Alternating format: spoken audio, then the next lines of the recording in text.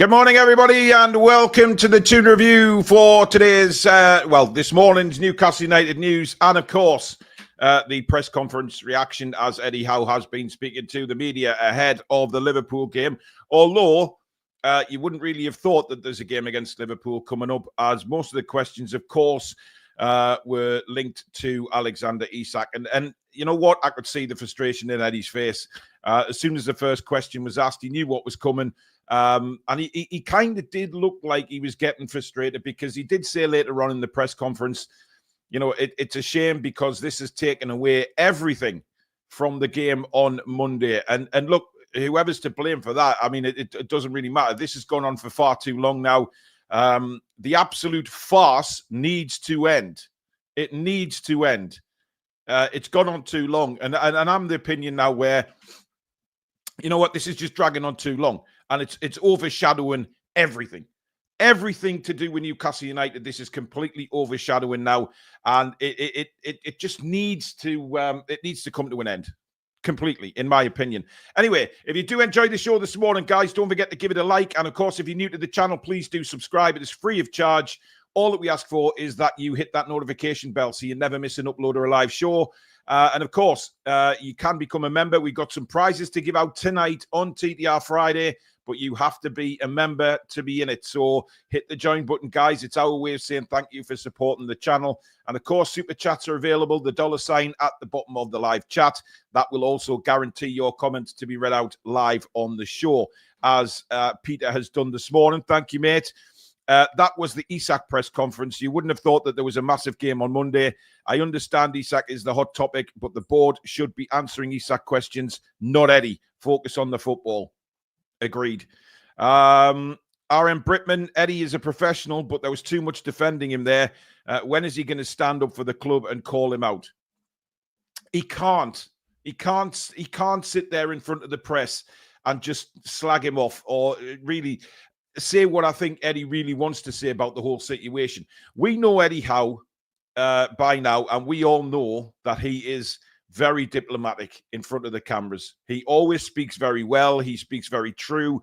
And to be honest, I just think that it's, you know, he's got to act in two ways. He'll probably be very, very different behind the scenes to what he is in front of the cameras.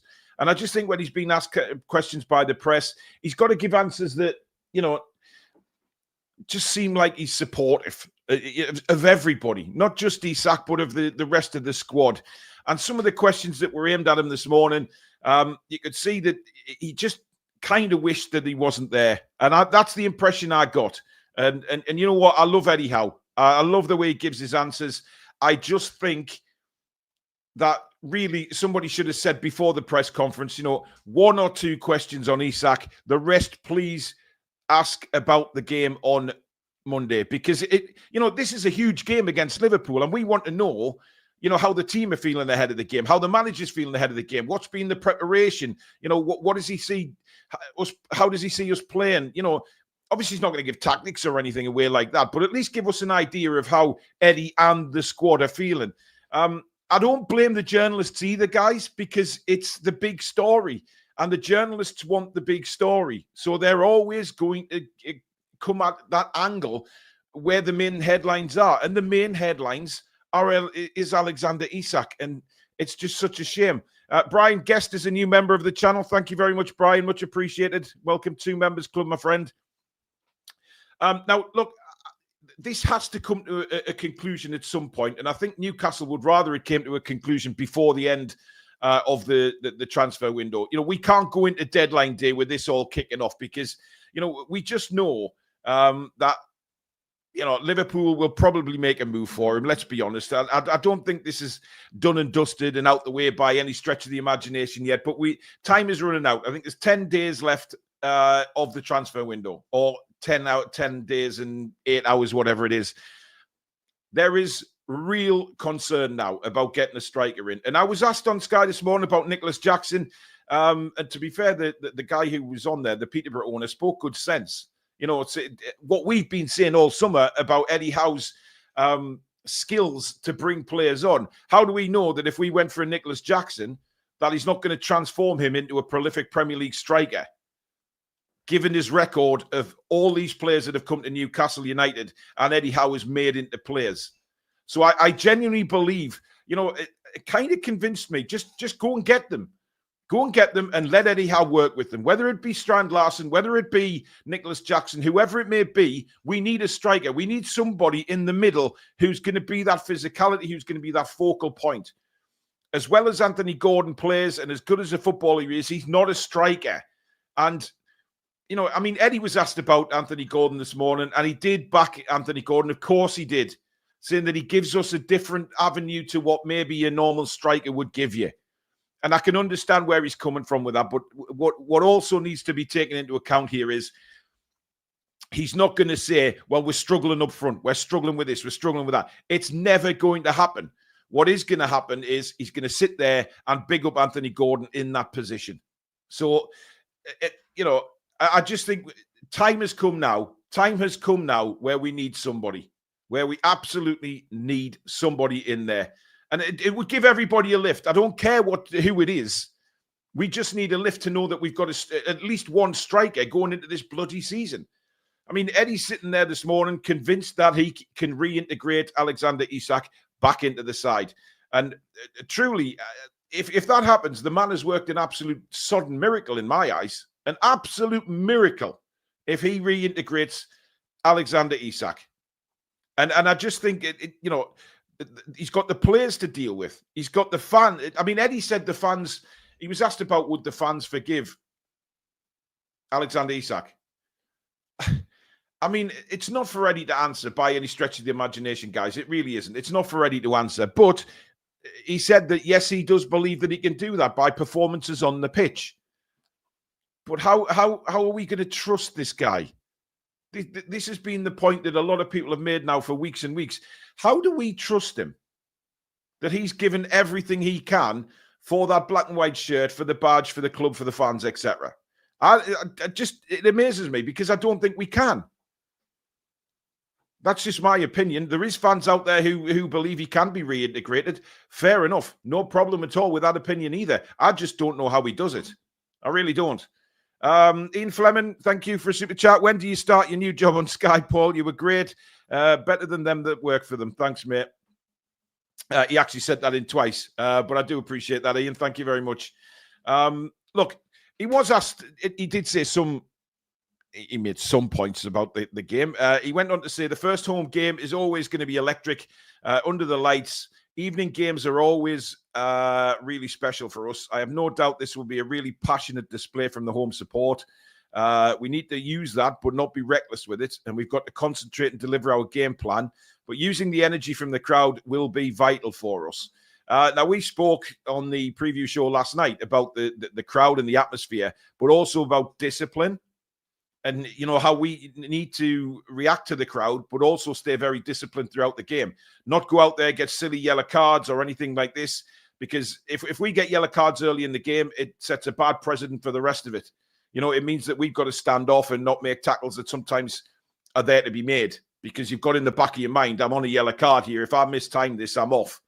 I just think we have to be careful, and I'm sure Eddie will reiterate that to the team before they go out there. I'm sure they've already spoke about it. They expect it to be a physical game, a passionate game, and I think that's what we all need to expect on Monday night. But discipline may be the problem. We've seen that quite often with discipline, haven't we? Anyway, they just can't lose their heads. Now, the thing is he said about Gordon, and I mentioned this at the start of the show. He's done it enough to do the job really well for the team. I have no issue playing him there a number of times, both as starter and substitute. He plays differently to other strikers, but that can be a positive. He got devastating pace, a really good work ethic, and he scored goals. I think he played really well last week in lots of different phases of his game. Now, there lies the support, obviously, that he gives Anthony Gordon. And we know that he's always going to give him that support. But, he said what I think everybody expected him to say when he was asked that question about Anthony Gordon. He plays the role differently. He does this, he does that. Yes, he's got devastating pace. And that may well be a mighty factor on Monday. Despite the fact, if he goes to three up front again, Maybe Barnes, Alanga and Gordon can swap over from time to time, just cause Liverpool a bit of problems that way, not knowing where the players are going to be at certain points in the game. I don't know.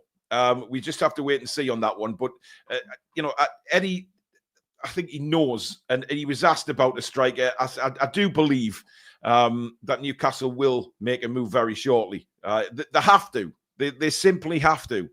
Now, he was asked about Jacob Ramsey as well, if he would be available for the game, and he said he will be available.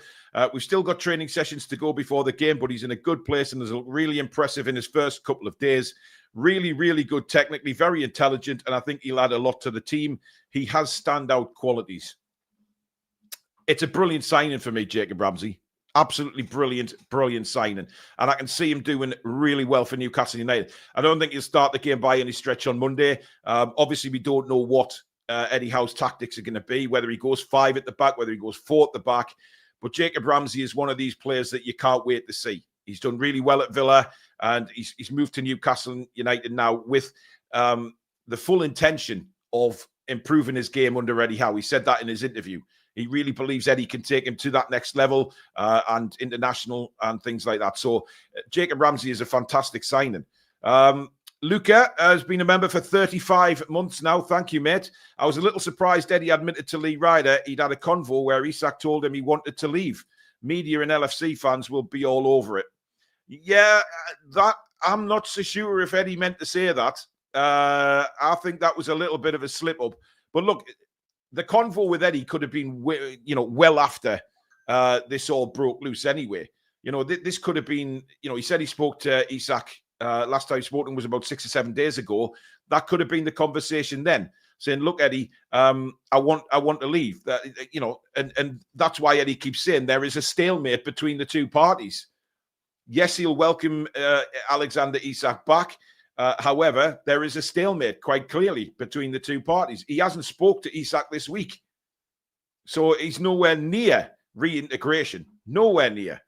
Mark Mullen says, I'd just go to Wolves and offer 40 million plus 5 add-ons for Strand Larsen, and he's still young and hungry to learn from the wizard. Eddie is a transforming players. Yes. Mark Lasselt with a super sticker. Thanks, mate. And RM Britain again. I'd put silly money on a Joe Linton red on Monday. Well, look, everybody's expecting Joe Linton to go out and poleaxe somebody. We can't take the physicality away from Joe Linton's game.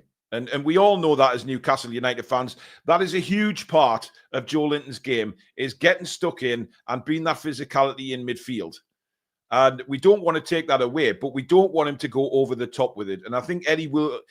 I'm sure he's had the conversations with Joe Linton this week about it. I'm sure that over time he's trying to have those conversations all the time with Joe Linton, because he knows that the physicality cannot go over the top. We have to maintain discipline on Monday, because if we don't, Liverpool will crucify us. We know that. We know if we lose discipline, a team like Liverpool will just destroy us. If we go to 10 men or whatever it is. And look at the times that Liverpool have been at 10 men and beaten us. So they are a fantastic side, and if we lose discipline, we're in trouble. But if we don't, and we stick to our guns and we do what we know we can do really well, it's going to be a fantastic game of football. Play Asula on Monday. He can run at Liverpool and scored like Semenyo did easily. No, he can't. I know you believe in Asula, but he's not. No, he's not going to. Well, he might see a substitute appearance late on in the game, depending how the match is. But he's certainly not going to start the game. I can guarantee you that. No way. Now, I did actually laugh. Louise Taylor. I mean, how many more times is this buffoon of a journalist going to be in those press conferences? Now, listen, somebody might put me right on this, but I am sure. And the problem is, when she started talking, I had the Sky guy in my ear just telling me how long it is before I went on, so I wasn't fully listening by that point. But I am sure she made a reference to Jacob Ramsey, and does it take you back to Ramsey Street and Neighbours back in the day? Now, please somebody put me right on that. Or did she actually say that? I've seen a couple of people on X comment about it. So surely she didn't say that.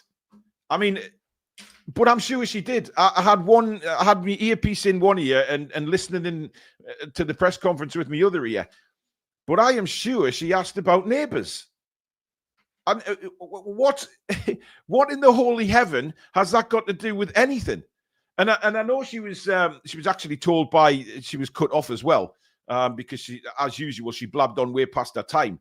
So she was asked to move on. But what on earth has neighbours got to do with Jacob Ramsey? And where the hell did Ramsey Street and neighbours come from? What has that got to do? I mean, some people saying they didn't hear that, but listen. No, she didn't make a comment about it. A joke made by a fan prior. Okay, fair enough. But when I heard Ramsey and Louise Taylor, I was like, oh my God, surely not. But forget it anyway. If she didn't, she didn't. But honestly, would you expect it though? Because I certainly would. I would. That is a Louise Taylor question, 100%. But like I said, I had somebody else in the other ear, so fair enough. And I'm going off what I read on X as well. Anyway. Now, one question that we did want to hear from Eddie was regarding the centre-backs. And this has been a interesting question because obviously we have Malik Chow there. We have Sven Botman there. But the way Byrne and Cher played at the weekend, they've done nothing at all to be dropped. Nothing. And I think, as much as we can't wait to see Malik Chow and as much as we can't wait to see Sven Botman as a defensive pairing, they've done nothing at all to be dropped from the game. But this is what we were talking about in context with having that backup there to keep the current players on their toes. So that these defenders, certainly Cher, who completely loses concentration sometimes, but he won't if he knows that he's got Malik Chow waiting to step in. And if Malik Chow steps in, it then will be very difficult for Fabian Cher to get his place back. So that was a question that I wanted to hear. And Eddie answered by saying Fabian and Dan were excellent against Aston Villa, defending, leading, organising, making sure that we concentrated throughout the game. It would have been very easy for one slip to cost us. I thought we looked really good in that respect. Sven, Malik and Jamal are all outstanding players individually and will give us a lot this year. But when you're not in the team, you have to be patient. Train really well, so when you do get your opportunity, you can grab it. Now, Eddie said this many, many times, of course, in the past about players making sure that they get in the side and they stay in the side, etc., etc. So I understand that point of view, but we've heard that many times from Eddie, and then he's dropped players who've been bang on form. So I don't necessarily think that. However, it's clear that he's probably going to go with Fabian Cher and Botman from what he said there on Monday night. He didn't certainly mention going three at the back. He said that these players that aren't in the side, they have to be patient. And that doesn't just go for the back four, by the way. That goes for every single player in the squad. You have to be patient, and when you get your chance, that's when you make a difference. And I think, given that we've got such really good backups now and a really good, strong defensive unit, the players will be on their guard all the time. They will want to step it up. They will want to play well. They'll want to keep the form up, and they will not want to be dropped. Because if they are dropped, it's going to be very difficult for them to get back into the side. And the side I'm talking about is the main side here, not a cup side. When we have the big games, you want to be in that first 11 because the big games are when it really, really counts, of course, and you want to be in that first 11. And then you know where your choice is. But if you're not, you've got to be patient. You've got to work your way back in. Joe Willock, of course, who was expected to be out for about 4 to 6 weeks, I think they originally said. Joe trained on Tuesday, Wednesday, and trained really well. When he went down in the game in Korea, I thought he was going to be out longer. It didn't look good. Credit to him. He's got back fit and looking good. So there is a possibility, guys, that Joe Willock makes an appearance on the bench on Monday night. And listen, Joe Willock's got a lot to prove to Newcastle United and the fans because his form has been, rats. Absolutely rats for a long time now, and he's got a lot of improvement to make. So once he gets in, still gets our full support when he's on the pitch, absolutely, but he needs to turn it up. He needs to really get going now because what we've seen from Joe Willock has simply not been good enough. in recent times. And, you know, am I excited that he's fit? No. I haven't seen enough from Joe Willock that would excite me to think, yeah, he'll make a difference, because from what I've seen lately of Joe Willock, he will not make a difference. But that's not to say that he doesn't come back and really puts his mind to it and starts performing like the Joe Willock that we know is inside somewhere. Somewhere there is a player in there, because we've seen it many, many times. We just haven't seen it in the recent past. So I just think his effort, his work rate, it hasn't been there for me. But he's back training. There's an opportunity now to hopefully get him back in the squad, and gives Eddie another option, certainly from the bench. Not as a starter, but certainly from the bench. Alien says, start a GoFundMe for Joe Linton's bail. And another one saying, would you take Hoyland, or there are rumours that Newcastle are interested in Alvarez? Look, Alvarez made it public during the week that he thought the move to Madrid was a mistake.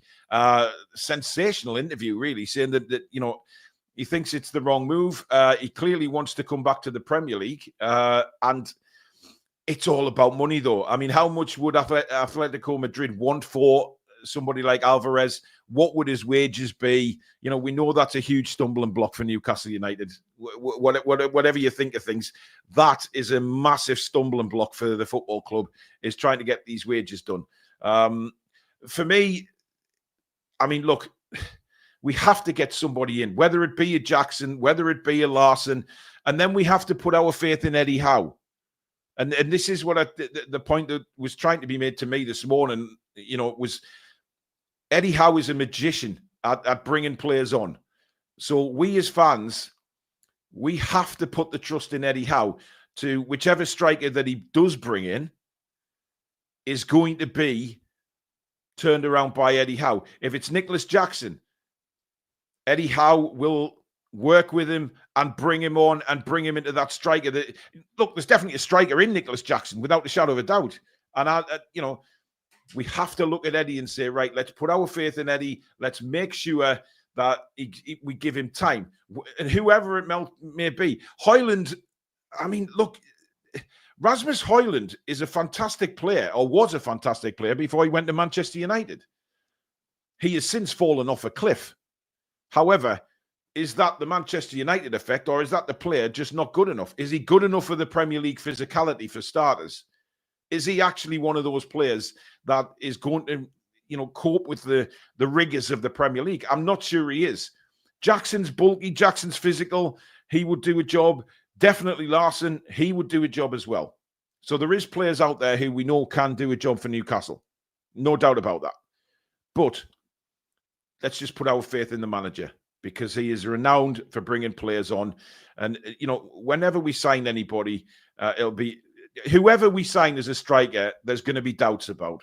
Okay, I can guarantee that whenever Newcastle are linked to the striker, no, we don't want him, we don't want him. And I don't understand the fans that turn around and go, definitely not him, definitely not him. We're running out of options, guys. We can't just pick and choose now.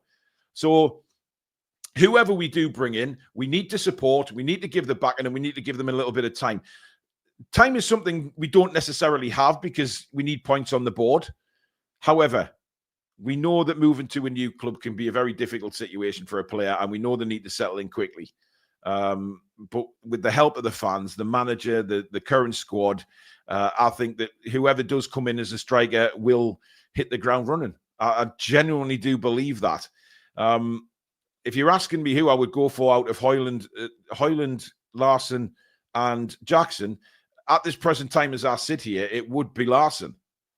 Now, that probably won't fill you all with a lot of confidence, thinking, oh, Larson, you know, he's not the big name that we need. However, he's still that physical presence that we need up front, and we don't have anybody there right now as a physical presence. And that is a big, big problem. It's a huge problem. And we all know that. We've spoke about this many, many times, the lack of quality that we have up front. It's frightening. And Eddie was asked in the press conference if he thinks that Newcastle, is it a possibility that Newcastle United go without a striker after the transfer window through till January? Now, that's a very difficult question for the manager to answer, because he's working his arse off, behind the scenes, trying to bring in a striker. And I think Eddie Howe would be absolutely devastated if Newcastle don't manage to bring that striker in once that transfer window closes. I think it'll be a real pain in the arse for Eddie, because he will expect to have a striker. He wants options. Obviously, if we only bring one in, then we know that Anthony Gordon is there to deputise should anything happen to the striker that we have. Asula's there. Is Asula going to make the grade? I'm not so sure. However, I just think we need somebody in. Of course we do. We need somebody in. We need two. Ideally, we need two. But where are the two going to come from?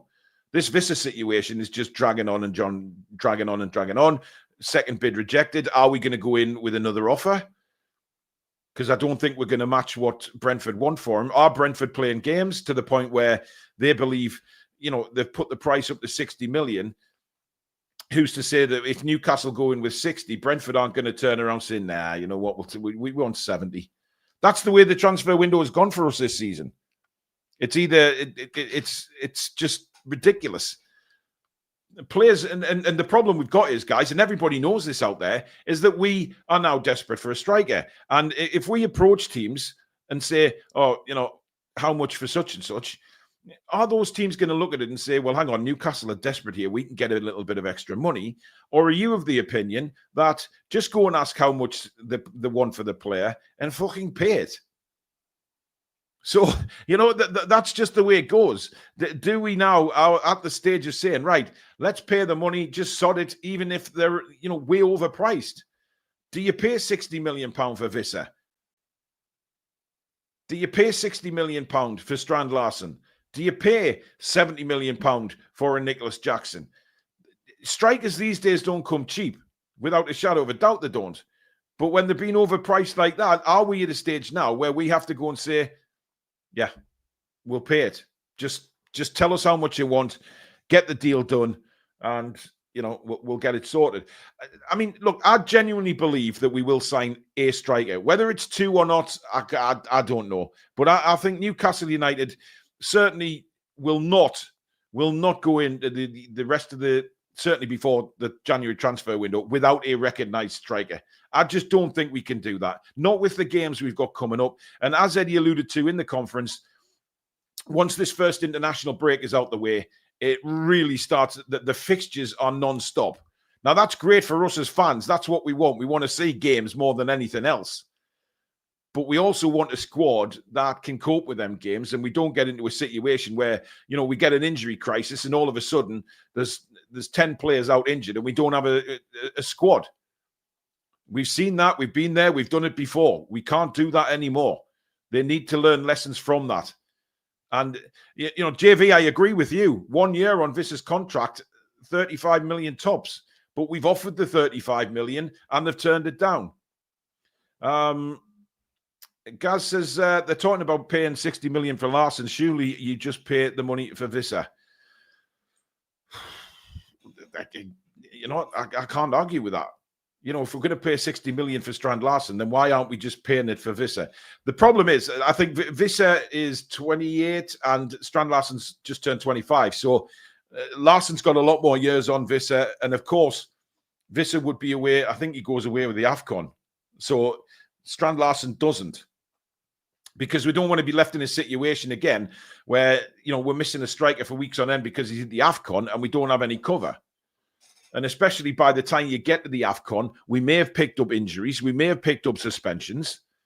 So Eddie's got all that to deal with as well. All those thoughts will be in Eddie's head about what we can do with certain players. When will they be away? Are we looking at certain, people being suspended, injuries, things like that for when it comes to January? And it's going to be a very difficult task for Eddie to think about these things as to bringing strikers in. But look, I've got I'm fully behind Eddie. I feel really sorry for him. I felt really sorry for him this morning because there was times where he was asked questions and he started scratching his head and putting his head down. And you just got the feeling that he is up to here with the whole Isak shit. And he was desperately wanting to talk more about Liverpool, more about the game, more about his players that actually want to be here. And he's just fed up of it. And I don't blame him. I don't blame him at all. I want this whole saga over with. And I think every Newcastle United fan does. It's dragged on too long. It's complete bullshit. Right? Isak has brought all this on himself. You know, there's no way that whoever promised him, and we've said this a million times, get it in writing, you buffoon. But actually show some testes now, Isak, and do something. Either face the cameras, get back into the squad, get back playing, or fuck off. You know, it's quite simple, really. Now, obviously, a point was made to me this morning, again from the Peterborough owner. You know, he said about maybe just taking 130 million, getting him out the club. I'm starting to see that. You know, what's 20 million in this day and age? Just sell him, get him gone. You don't want a bad apple kicking around the club because, like Isak himself said in that statement, once the trust is broken, it's gone. So the trust is broken from our side as fans. So I want Isak gone. I really do want him gone. 100%. 100% gone. Just sell him, bring a couple of other players in, and then we can build and, you know, get this whole dark shadow that's hovering above St. James's Park now gone. You know, we've seen these dark shadows over St. James's Park for far too long under Ashley and things like that. We don't want that again. Just get him gone. Just get him gone. I mean, we need to sell him. I know the Peterborough owner's a Liverpool fan, but, you know, he did speak with a bit of sense this morning, to be honest. And I'm sure Newcastle fans just don't want this saga going on. And neither does Eddie Howe. It's unfair on Eddie. More than anybody at this football club, it's unfair on Eddie because he's having to do so much away from the cameras as well as in front of the cameras. And it's just not fair. Super chat from Matty. Cheers, mate. What do you think about the revelation? Isak told him he wanted to leave last season. It kind of blows the narrative that it was a recent decision. I mean, I spoke about that earlier. I don't know whether Eddie meant to say that or whether it was just a slip up. But look, one thing is 100% true is that Alexander Isak was not told he can leave. He may well have informed people that, you know, I want to leave, but he's a fucking liar. If he told that to Eddie donkey moons ago, then why has Isak come out on camera on international breaks or in interviews and saying, oh, I love Newcastle, I love it here, my concentration is on Newcastle? Fuck off. You're a liar. Simple as that. He is a liar. So I don't believe anything that comes out of Isak's mouth or his representatives, quite frankly, because he's kept this from the Newcastle fans. He's just a fucking liar and a greedy bastard. And I want him out the football club. And that's just my opinion. You know, other fans will obviously feel different, but I'm done with him. I'm completely done with Alexander Isak. I want us to be able to concentrate on the rest of the season. You know, listen to what Eddie's got to say about certain football games, about the current squad, not be hammered with questions about Isak all the time, because you can see he's fed up of it. We're fed up of it. I just want him out the football club. Because I don't want him coming back because I don't have any trust in him at all. He talks about trust. I don't trust him to do anything on the pitch anyway. Simple as that. Alien says, no, if we sell him, Liverpool and that bald midget sloth want him, let him rot, and this could inspire other players to do the same. That's where we're between a rock and a hard place. Of course we are. But I don't know. Chantel says, sorry, Paul, I disagree with the 20 million is a lot. We need to stick to what we want for him and not give in to Liverpool. And then there's fans and their fans and sell him for less than he is worth. I think Liverpool, we need to stick by the 150 because we've told Liverpool 150. However, if, say, a PSG was interested, then I think we can do a lot. I think we wouldn't take 150. I think that there could be a deal with the Ramos or whoever it may be. You know, we could do a deal with PSG. I'm not talking really about Liverpool because Liverpool, yeah, there's been so much crap with Liverpool over the summer. So I know where you're coming from. That we need to stick by with guns, and we do. But this is where it has to come to a conclusion, though. I know we have to stick by our guns without a shadow of a doubt, but we need this to come to some sort of conclusion. We need this bad apple sorted. And whether that's gone, I mean, this is just my opinion saying I want Isak gone. And I do. I think he's badly let Eddie Howe down, but he's badly let my football club down. And he's shown no respect for my football club. So, not for me. But everybody has a different opinion about this, and that's what's wonderful about football. But right now, Isak's dragging this football club through the mud, and it needs to come to some sort of conclusion. But there you go, guys. That is the show done and dusted for this morning. Thank you so much for joining us. Nearly 2,000 in on X and YouTube, of course. Please give it a like if you've enjoyed the show. And, of course, we still have people who watch very, very regularly on this show that aren't subscribed. So please hit the subscribe button. It is completely free. And don't forget to hit the notification bell so you never miss live shows like this or any future videos that we upload. Please tune in at 7 o'clock tonight. We have TTR Friday, of course. We'll be giving members prizes away, but we'll bring you up to date with all the news. We'll look back at all the news throughout the week. Me, Billy, and Sam tonight. So it should be an absolutely fantastic show. And remember, it can get a little on the adult humor side. So if you are easily offended, it's probably not the show for you. It's just our magazine show, really, to welcome in the weekend. It's the end of the week. Let your head down. Have a good laugh. That's what it's all about. It's our one-off weekly show when everything just goes to pot, really, most of the time on there. So it'll no doubt happen again. Now, if there is any news, obviously, throughout the day, we'll bring you videos or live shows. So keep those notifications on. Thank you for your super chats and memberships. Mods, thank you very much. And we will see you later. Have a great day, folks. Take care. Come back and check out the breeze.